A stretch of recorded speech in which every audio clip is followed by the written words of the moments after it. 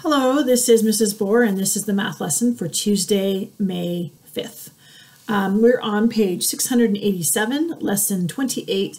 This is Develop in Recognizing and Drawing Shapes. So it says, hunt around your classroom for 3 objects that have different shapes. Look at sides, vertices, and angles.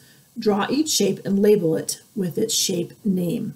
So don't have a classroom to look around, but look around your house and see what you can find.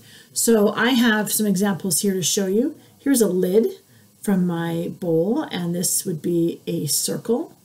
Here is a spool. I'll put it kind of in front of me so you can see it. This is a bobbin for my sewing machine, and that has a circle shape. Here is a tissue box, and it has a rectangle shape. So go ahead and look around and see if you can find some things around your house that have different shapes, and then write them down. So go ahead and pause the video until you're finished with that.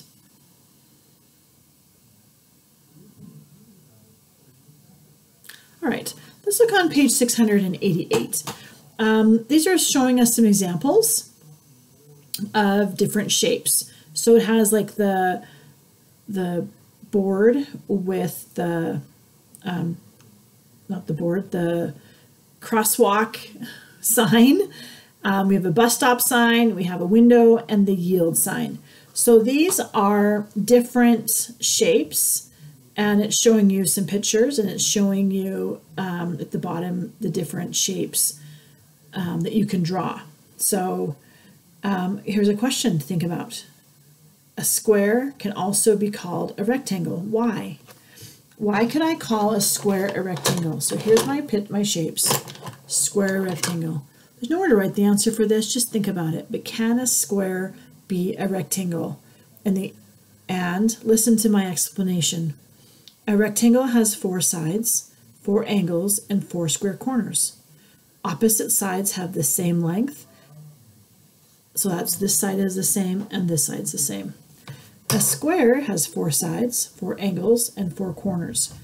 It is a special rectangle because it has 4 sides that are the same length. So this could really also be called a rectangle because it has those things that match. So go ahead and let's turn to page 689. It says, now you will use the problem from the previous page to help you understand how to name and draw shapes. So shape A, and that's at the bottom of page 688. Shape A is that red shape. Looks kind of like this one. What is this called? Write it down. How many sides does it have? Remember, these are the sides. How many angles? That's the pointy part. How many angles does it have? How many vertices? That's in the opposite side of the angle of the vertices. So go ahead and write those down for each of those shapes, A, B, C, and D. Number 2. What do you notice about the number of sides, angles, and vertices in each shape? Look at the chart and see what you figured out from the information that you wrote down. Number 3, look back at your try it strategies by classmates and picture it and draw it. So look at the back at the previous pages. Which models or strategies do you like best for naming and drawing shapes you see? On page 690, number 4, look at the shape, number of sides, angles, and vertices of each shape below. So all those shapes have a letter inside them. Go ahead and sort them into that little chart. If the shape is a triangle, put the letter in those boxes. Quadrilaterals, pentagons, hexagons. That's telling you how many sides it has. So hopefully you'll be able to do that. A pentagon has 5 sides, and a hexagon has 6 sides. So that's a lot of sides. I think you can do it.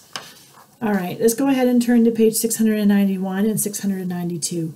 There are 2 practice pages for recognizing the different parts of shapes. So go ahead and finish those.